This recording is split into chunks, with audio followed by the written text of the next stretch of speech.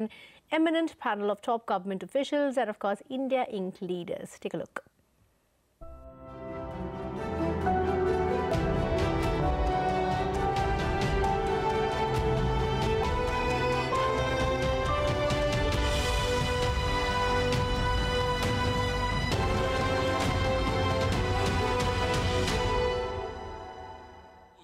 Pitching for the now famous catchphrase, Ab ki baar Modi Sarkar. Ladies and gentlemen, put your hands together for Ajay Singh. Fiscal policy making in India, it is sometimes said it's about finding the right equilibrium between North Block in New Delhi, which houses the Finance Ministry, and Mint Street in Mumbai, which is where the RBI headquarters is. Who would know this better than Mr. Subhash Chandra Garg, who is the Secretary, Department of Economic Affairs, Ministry of Finance. As the Economic Affairs Secretary, Mr. Garg plays a key role in drafting India's biggest fiscal policy exercise, the Union Budget. He also serves on the board of the RBI. Ladies and gentlemen, please put your hands together for Mr. Subhash Chandra Garg.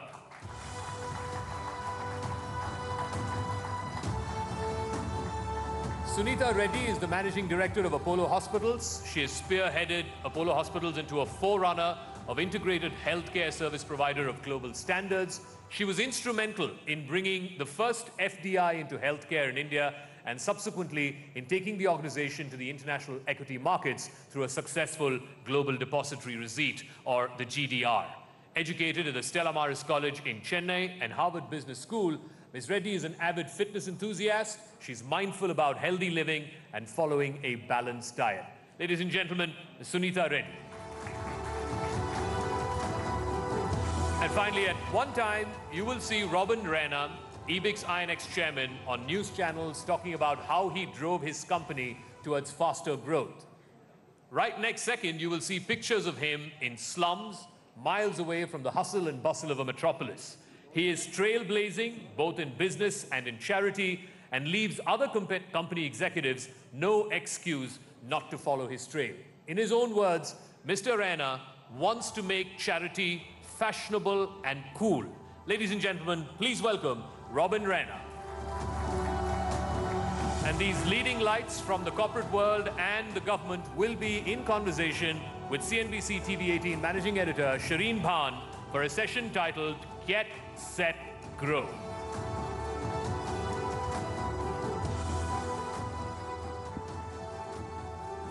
Good evening, ladies and gentlemen, and thank you very much once again for joining us here at the Rising India Summit. I think we're done with the spiritual and the religious conversation for this evening. So let's get down to talking about data and get down to talking about presenting a roadmap, an economic roadmap for India's growth. You know, Bill Gates often says that most people overestimate what they can do in a year and underestimate what they can achieve in 10 years. So we're going to try and balance that out here on this panel this evening. Mr. Kant, let me start by asking you, as Zaka introduced you, you're the man behind Incredible India, you're the man behind Make in India, the man behind Startup India. What are you going to put your might behind next? Shereen, I think, you know, if you have to grow at 9 to 10% over a 3-decade period, firstly, I think India must get into a lot of sunrise industries. So you need to get into, you know, electric vehicles, you need to get into battery storage, you need to get into a vast range of new things. But it's not possible for India to grow at 9 to 10% till you don't do growth with equity. So I think India needs to do a lot in terms of learning outcomes and nutritional standards, on health outcomes of all things. And I think if you look at the map of India, you still have about 115 districts, which keep India backward. And therefore, we have this major aspirational district program where we work in partnership with the states. And you need these districts to really grow rapidly so that we have a lot of growth in areas which are keeping India backwards. So 3 things to my mind, really about quite often we get into sunset industries. We need to crack the next generation of industries, and we need to really focus on social sectors, and we need to crack areas which keep India backwards. Okay, don't put the mic down yet. I'm going to ask you a follow-up question because you said that we need to focus on sunrise sectors. You gave the example of the electric vehicle space. Now, this was the stated objective of the government when it came to office, that we wanted to put the electric mobility engine, sort of fire that up in India. It has been almost 5 years now. That plan hasn't quite taken off. We had a conversation on the FAME policy and the new FAME policy. You expected that to have happened in January of this year, which is already delayed. It was expected last year. My question then is that you identify sunrise sectors, but then the action plan or the deliverable doesn't tie in with the slogan. No, it's happening. We've had several rounds of very detailed deliberations. It's a new area of growth. So there are a whole range of issues relating to this because it's a dynamic sector which is constantly getting disrupted. So I think in the next fortnight or so, you'll have a very clear policy framework around this, both on the mobility side and in terms of the storage side. In fact, a lot of work around this has already been done. No, but the larger question that I'm asking, Mr. Kant, is, and I hope that we will see this in the next fortnight, because you gave me a date in January, which has come and gone by. My question is that often we squander the opportunities that stare us in the face. We make the slogans, but we don't tie it up with action. So, Shereen, these issues are, firstly, these are areas where there's a lot of global disruption happening, number one. Number two, you have to get into the right technology. And number three, I think a lot of interministerial work needs to be done. You need to do your homework right. But isn't Niti Aayog now the interministerial hub? It's almost the new PMO in Delhi, right? No, that's not possible. We work in coordination with a lot of ministries. We get driven by Cabinet Secretariat and the PMO. A lot of work on this has been done. And I think we are almost at the final stages of this. So you will have a policy not merely on mobility, but you need a very, very disruptionist policy on energy and storage. I think all that is finding a place. Okay, so 3 areas of focus. Focus on the aspirational districts that have been identified, on the social sector and the sunrise sectors, not the sunset sectors going forward. Mr. Garg, if I could ask you, sir, in terms of the policy roadmap going forward, and we've got several big policy items coming up. We've got the 15th Finance Commission. We've got possibly the Direct Taxes Code, which has been sort of pending for several years now. We've also got GST 2.0 and whether we are going to see any sort of a collapse as far as the current multi-tier rate structure is concerned. What would you be watching out for in terms of the big policy triggers going forward? See, I think India's aspiration is now getting very clearly captured in this big, I wouldn't call it slogan, but big ambitious statement of a $10 trillion economy being our aim and goal in a foreseeable future in 15 years or 13 years. That's what will drive our most of the actions and the policies. A kind of expression was made in the budget when a very multi-dimensional, 10-directional vision was also set out. Yeah.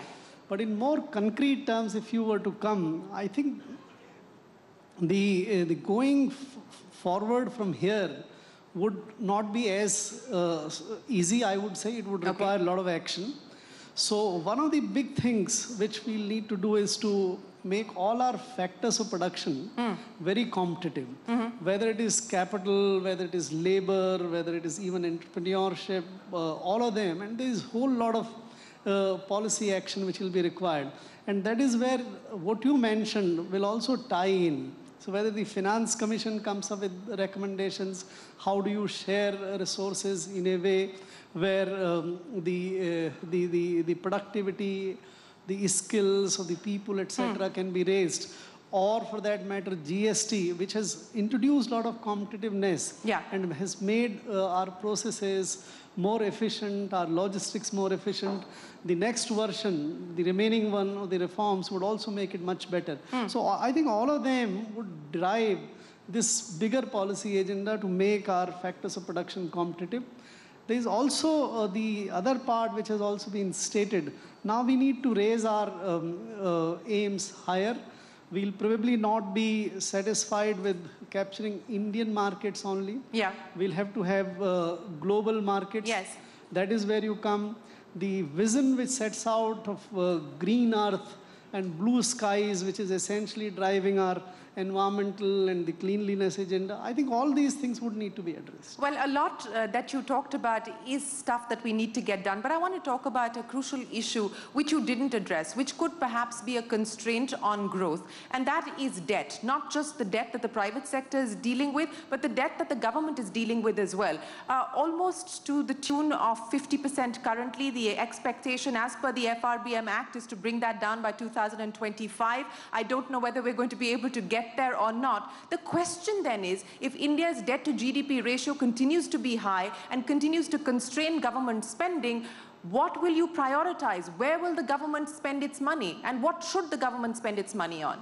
See, essentially the higher GDP or debt to GDP ratio for the government signify that we are leaving much less investable funds in the hands of private sector. And therefore, the debt to GDP ratio, the government should come down to make more productive investment possible in the private sector. And that's the stated goal. Will you get to 40% by 2025? Yes, we will. Because today we are not at 50%. We are at about 45%. We brought it down from close to about 53% 7 to 8 years back. And if we grow at about 11% to 12% nominal terms, and if we contain our fiscal deficit to about 3%,